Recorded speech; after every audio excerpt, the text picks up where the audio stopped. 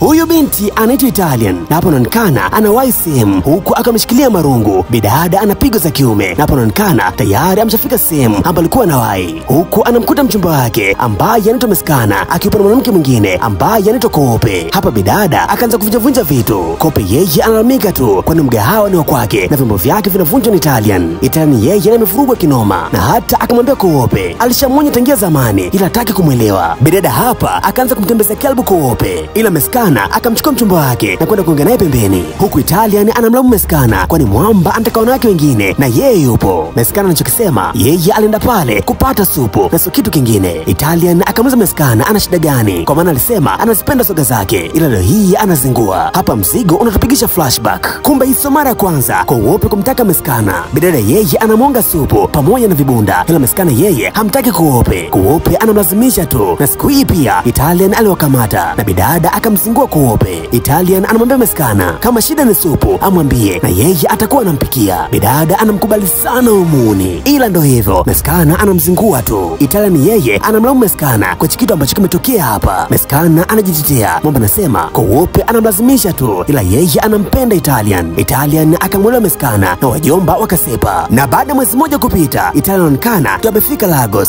Hapa bidada anazinguana na dereva taxi kwani hela aliyompa sio ile ambayo walikubaliana. Italian anasema hiyo ndio hela pekee ambayo anayo, hivyo anaambia dereva taxi aichukue alafu asipe zake. Hapa wamba wakaanza kuzinguana na kwenye hii vita Italian akashinda. Bidada akaenda kugonga geti moja hivi ambalo ndio sehemu ambayo address ambayo anayo imemwelekeza aje hapa. Mlinzi akafungua geti kisha akamuuliza Italian anataka nini. Italian akasema amekuja hapa kumchukua mchumba wake. Mlinzi hakutaka kumwelewa na hata akaanza kumfukuza. Italian akamaindi kinyama na hapa akamchezesha kipigo mlinzi. Jina la mlinzi anaitwa Jasper. Muda huu wakati yote kanaendelea, bosi wake na Jasper ambaye anaitwa Trisha anakuja hapa. Bidada anauliza nini kinaendelea, lakini Trisha alipomwona Italian bidada akahisi wameshawahi kukutana kwani sura Italian sio ngeni kwake. Italian na yeye akisi hivyo mzigo ukaturudisha nyuma. Siku moja Trisha alikuwa mtaani na uni fulani hivi ambao walikuwa wanataka kumuzia nyumba, ile Italian akaja hapa na kuzingo hawaoni. Bidada akamwambia Trisha hawa ni wauni na wanataka kumtapeli kwani nyumba wameshaiuza zaidi ya mara 100. Trisha akashangaa sana. Italian akamwambia Trisha hii issue iko polisi hivyo aondoke zake. Hawa wauni wao akamwogopa Italian hivyo wao akisepa zao. Trisha akamshukuru sana Italian kwani bidada amemsaidia na hata hapa Trisha akataka kumpatia kibunda Italian, ile Italian akamkatalia. Bidada anasema amemsaidia tu kama dada yake hivyo afanye sepe hapa kwani ni hatari sana. Trisha akamwelewa Italian. Italian alikuwa anakumbuka haya yote na hapa wanasalimiana vizuri. Trisha yeye bado anamshukuru Italian kwa kumsaidia siku ile. Italian akamwambia Trisha wale vijana sasa hivi wapo jela kwa utapeli. Trisha akashangaa sana kisha akamuuliza Italian amekuja huku Lagos kufanya nini. Italian akasema amekuja huku Lagos kumtafuta mchumba wake, mapenzi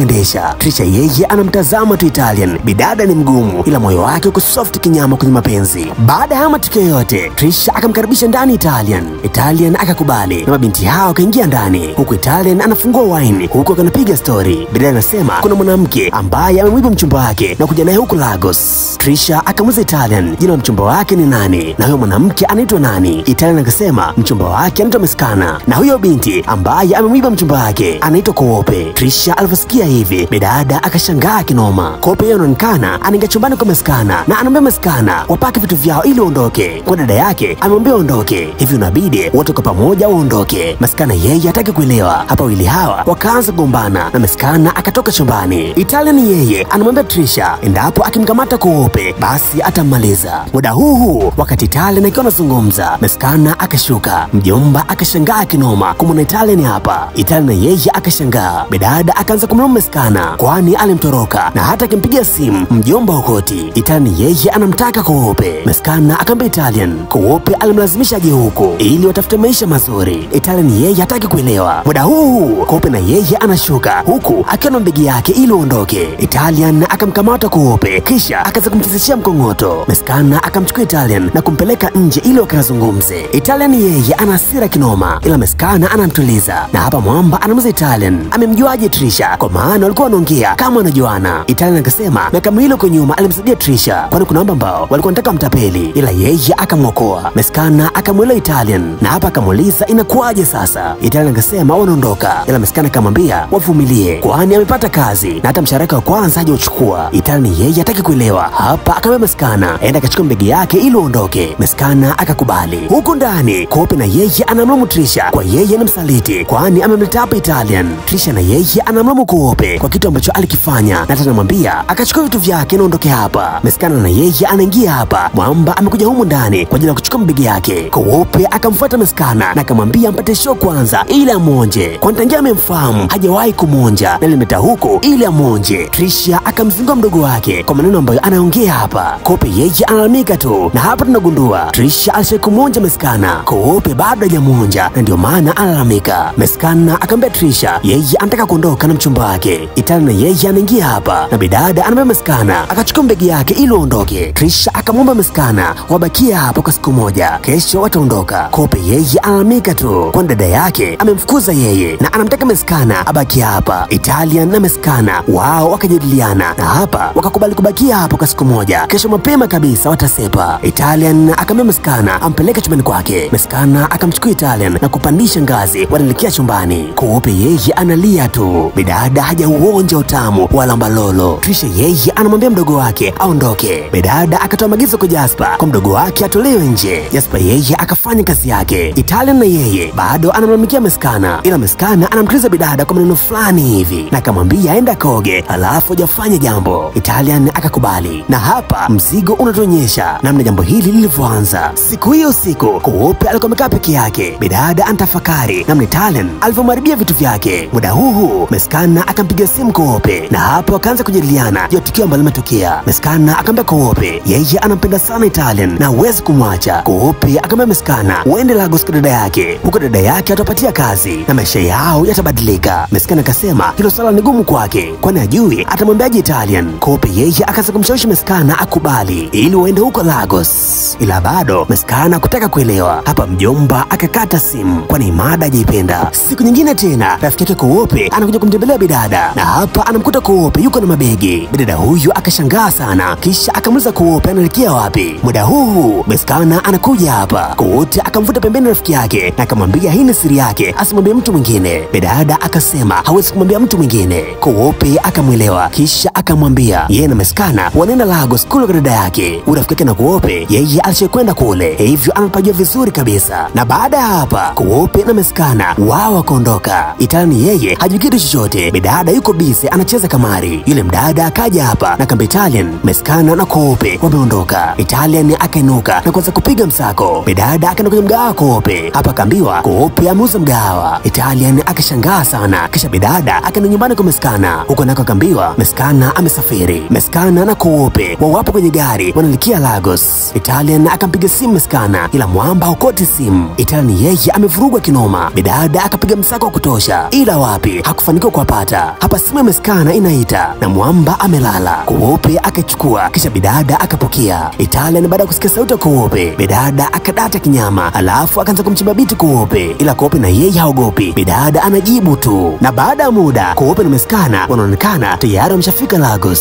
Na hapa wapo nje ya nyumba ya dada yake na Kope. Jina la dada yake na Kope anaitwa Trisha. Mlinzi akataka kuwazingua ila wajomba akachoma ndani. Naomba baada ya kuingia ndani Trisha akapokea vizuri sana, kisha akamvuta pembeni Kope na akamuuliza kama Meskana ni mchumba wake. Kope akasema Meskana ni rafiki yake tu na amekuja huku Lagos kuja kutafuta kazi. Trisha akawelewa. Bidada akaja hapa kisha akamsalimia Meskana na akamuuliza mwamba ana uwezo kufanya kazi gani. Meskana akasema yeye anaweza kufanya kazi za ndani tena vizuri kabisa. Trisha akamwelewa, ila bidada anawaza ujinga tu ndani ya kichwa chake. Hapa akili zikamrudi, kisha akamuuliza Meskana alikuwa anasemaje. Meskana akaendelea kujielezea. Kope na yeye anamsaidia. Trisha akamwambia Meskana yeye tayari anafanya kazi wa ndani. Hapa bidada anamuuliza Meskana ana uwezo wa kufanya kazi gani nyingine. Meskana akasema yeye ana uwezo wa kuendesha gari vizuri kabisa. Trisha akamwelewa, kisha akamwambia hiyo kazi anayo, ila leo mchana wataenda kufanya try huko barabarani ili ajiridhishe kama mwamba yupo safi. Meskana akakubali. Trisha akamwambia Kope akamwonyesha chumba Meskana. Kope akakubali na wajomba wakaelekea chumbani. Kisha baada ya muda Kope na Meskana wanaonekana wanapata madeko, na walipomaliza Trisha akamchukua Meskana na wajomba akaingia barabarani, huku Meskana anaendesha gari ila Trisha yeye anamkata jicho fulani hivi. Inaonekana na yeye amshamkubali Meskana. Na baadaye waliporudi nyumbani Trisha akampatia kazi Meskana ya kuwa dereva wake na akamwambia atamlipa naira 200,000. Meskana akafurahia sana. Mjomba akaenda chumbani na kumwambia hilo Kope. Hapo wajomba kwa pamoja wakafurahia. Italian yeye yeye anaonekana ana mawazo kinoma, kwani mpaka sasa hajafanikiwa kumpata Meskana. Kesho yake mapema kabisa Italian akaenda kwa rafiki yake na Kope, na huko akamwambia anataka address ya sehemu ambayo Meskana na Kope wameenda. Siku hii alimkuta huyu binti akiwa na hasira kinoma, kwani biashara yake imeenda ovyo, hivyo binti akakataa kumpatia address. Meskana na yeye anapiga simu Trisha, bidada anamtaka mwamba chumbani kwake. Meskana akaenda, na huko chumbani kwa Trisha bidada anautaka moto. Hapa anamlazimisha Meskana ampatie jambo na tambadilishia maisha. Meskana yeye hataki kabisa, kwani mjomba anamheshimu sana mchumba wake. Trisha yeye anamlazimisha na hata anamwimbia lile goma la Jaiva, mtoto kauta. Muda huu wakati hayo yote yanaendelea, Kope yeye alikuwa mlangoni anawasikiliza, hivyo bidada akachoma ndani na hapa akavuruga kila kitu. Mabinti hao kaanza kubishana, na hapa anamwambia Meskana achague mmoja kati yao. Meskana yeye hataki kuchagua yeyote. Mjomba akasipa zake, na mwamba akiupo nje mlinzi akamfuata na kaanza kumzingua, kwani anahisi kabisa kwa mjomba anitaka kazi yake. Meskana yeye aonge kitu chochote. Jasper anamwambia Meskana yeye amefanya kazi hapa kwa zaidi ya miaka 15, hivyo kumtoa hapa